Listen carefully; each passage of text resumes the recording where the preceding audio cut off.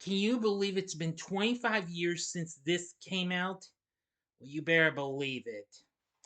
So prepare yourselves as I review one strange romantic drama flick that we probably know, Cruel Intentions. Bad Days, Entertainment Rankings and Reviews.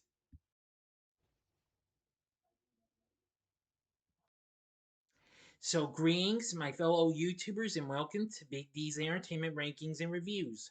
My name is Doyle, better known to as the Big D, and this time around I bring to you a review of the 1999 teen romantic drama flick Cruel Intentions, released by Columbia, written and directed by Roger Cumble, starring Sarah Michelle Gellar, Ryan Phillippe, Reese Witherspoon, and Selma Blair. It's a modern retelling of Pierre Choderos de la Clos, if I mispronounced that name, I apologize. 1782 novel Les Liaisons Dangereuses. Dangereuses, I'm sorry if I mispronounced that. Set in New York City among rich high schoolers. The film was released on this day, March 5th, 1999. Henceforth, the film, this is the 25th anniversary of this film. Though it was initially a smaller budget independent film, but Columbia picked it up, and despite mixed critical reviews, it did become a big success. So, anyway, and since then it's become a cult classic. Let's get into our story. In an upscale New York City mansion, wealthy, popular, and intelligent teenager Catherine Mertule discusses her private school with Mrs. Caldwell and her daughter Cecile, who will be starting as a freshman at the school soon. Catherine promises Mrs. Caldwell that she will look out for the sheltered, naive Cecile. When Catherine's stepbrother Sebastian Valmont enters the room, Mrs. Caldwell reacts to him coldly and leaves with Cecile. Catherine tells Sebastian that she intends to use Cecile to take revenge on her ex-boyfriend, Court Reynolds, who dumped her for Cecile. Catherine enlists Sebastian, a notorious womanizer, to seduce Cecile, thereby ruining her in Court's eyes. Sebastian refuses because he's planning to seduce Annette Hargrove, the virgin daughter of the new headmaster at their school, who has written an essay which was published by 17 in support of chastity until marriage. After some negotiation, they agree on a wager. If Sebastian fails to seduce Annette, Catherine gets Sebastian's vintage Jaguar XK140. If he succeeds, Catherine will have sex with him. Hmm. Strange, huh? Okay, where was it? Oh, yes. Sebastian's first attempt to seduce Annette fails. As she is apparently already aware of his reputation, Sebastian initially suspects Greg, Annette's friend from Kansas, who is a popular football player and closeted homosexual. Sebastian convinces Greg to put in a good word about him to Annette, blackmailing him with a photo of him and Sebastian's openly gay friend in bed.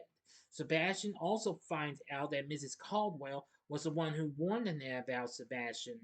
Sebastian finally agrees to corrupt Cecile as revenge. Meanwhile, Cecile confides in Catherine about her romance with her music teacher, Ronald Clifford. Catherine reveals this to Mrs. Caldwell, who orders Cecile to end the relationship, but only because Ronald is black. Sebastian lures Cecile to his house by claiming he has a letter to her from Ronald. He then gets Cecile drunk and blackmails her into allowing him to perform oral sex on her. The next day, Cecile confides in Catherine, who advises her to be as promiscuous as possible to learn how to please Ronald. Sebastian begins to truly fall in love with Annette, who returns his feelings but is still hesitant. Sebastian calls her a hypocrite for resisting the chance for true love despite claiming that she was waiting for it.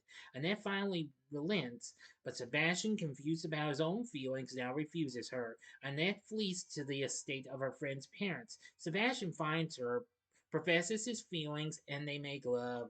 Catherine offers herself to Sebastian after he wins the bet, but he rejects her, now only wanting Annette. Sebastian informs Catherine that he was planning to tell Annette the truth, but a jealous and enraged Catherine warns him that doing so will destroy both his and Annette's reputations.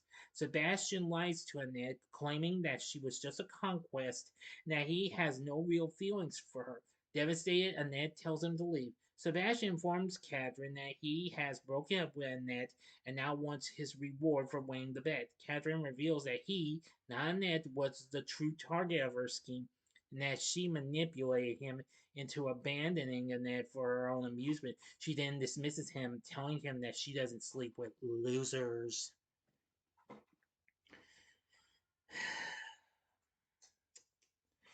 Anyway, now for the ending. As always, you know the procedure. You have 5 seconds to stop this video, go to the description box below, and fast forward to the time below. If you've seen the movie already, please continue.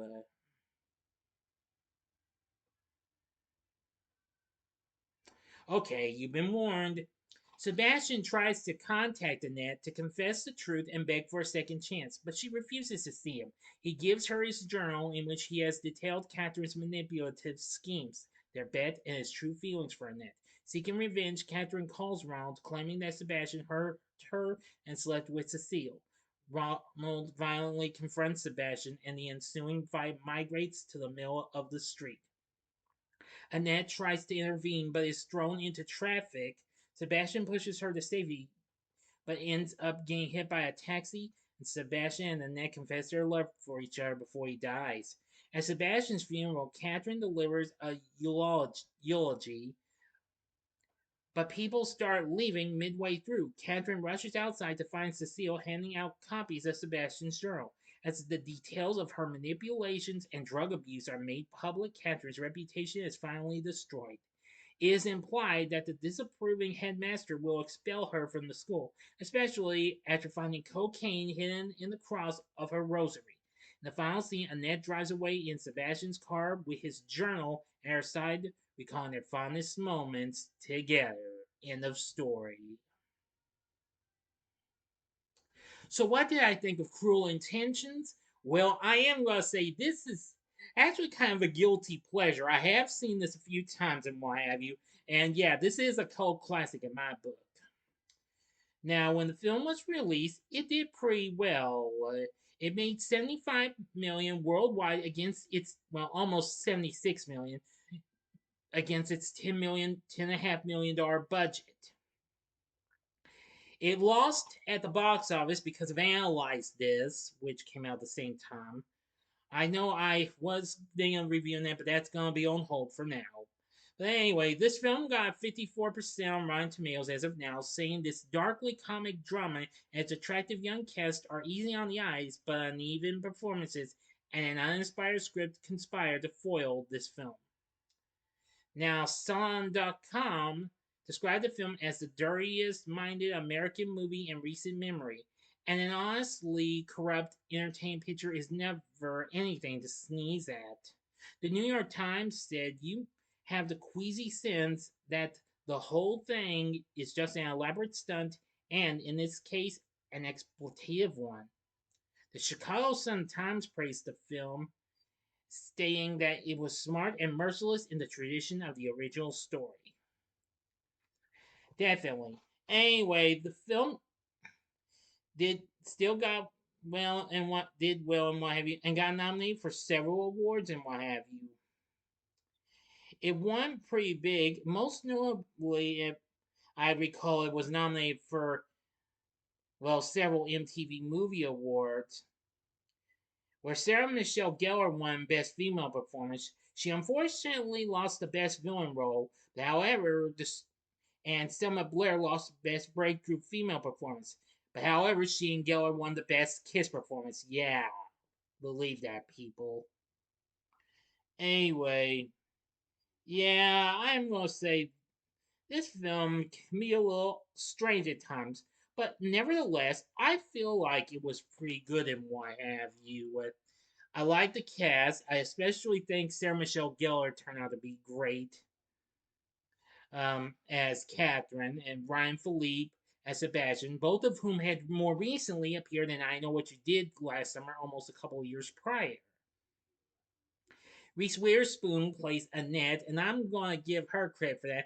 This was I'm not sure. This was another one of her earliest performances I see after I saw her in Fear, which came out like 3 years before. Um, I believe, yeah. Anyway, yeah, she was good. Selma Blair made one of her earliest appearances as Cecile. She was good. Louise Fletcher's in this. So is Joshua Jackson, who also appeared in a recent release through Sony, and that was through TriStar, and that was Urban Legend. Sean Patrick Thomas is in this, so is Swoosie Kurtz, Alana Reed Hall, and even Tara Reid, who also was in Urban Legend, and later that same year she was in the original American Pie. So anyway, and lots of other cast members and what have you. So I thought they were pretty good. Edward Schirmer did the score for the film, and I'm going to say that was good as well. Anyway, it also got a soundtrack released and what have you, which was a minor success. It went gold in the U.S. and in other parts of the world, the UK, New Zealand, Canada, and Austria. But it went double gold in France. Now, of course, it has lots of songs and what have you, including the song you hear before the end credits start scrolling, Bittersweet Symphony by The Verve, which recently was a hit before this. It also includes some other songs and what have you from Placebo, Fatboy Slim, Counting Crows, uh, Blur, and many others. A lot of bands that I was actually into at the time. So anyway, that's pretty good too. Anyway, after this film came out, it's been regarded as a cult classic. It would go on to have a direct-to-video prequel released the following year in 2000, and then a sequel in 2004, which apparently, well, actually has almost no relation to the previous film, except for shared themes and the lead character of the film, who was the cousin of Catherine. But I'll get to those another time and what have you. Overall, Cruel Intentions can be an odd film and what have you, but would I recommend it? I'd say sure, go ahead. I mean, if you're into films like this, or if you like Sarah Michelle Gellar or Ryan Phillippe or even Reese Witherspoon, then you should feel right at home with this film. And just as long as you're not bothered by that kiss scene, though, that was kind of surprising. Mm-hmm. Definitely, it wouldn't, which actually become the second film I know of that I've seen in my late teen years after seeing this um Denise Richards and Nev Campbell do that in Wild Things, which came out a year before this. But anyway, Cruel Intentions, I really like it. It's a pretty good film. So, what did you think of Cruel Intentions? Let me know in the comments section below. If you liked the video, click the like button, subscribe, and be a part of the Big D Nation. And I've decided next up will be another anniversary review, and it'll be Watchmen. So, thank you for watching, and if you like this, check out my reviews for some of these other films. If you'd like some more hot stuff, check out my review of Wild Things from 1998, or you can check out my review of Urban Legend from 1998, or if you would like to see what Sarah Michelle Gellar and Ryan Phillippe did before this, see my review of I Know What You Did Last Summer from 1997, the bottom left-hand corner. Now, this is my original review, but I might plan to re-review it later on. I'm not sure when, but we'll see. And the bottom right-hand corner is the button you can click to subscribe if you like rankings and reviews on movies, TV, music, video games, etc. Then I'm your guide. Thanks for watching. Until next time, I'm the Big D saying, see ya.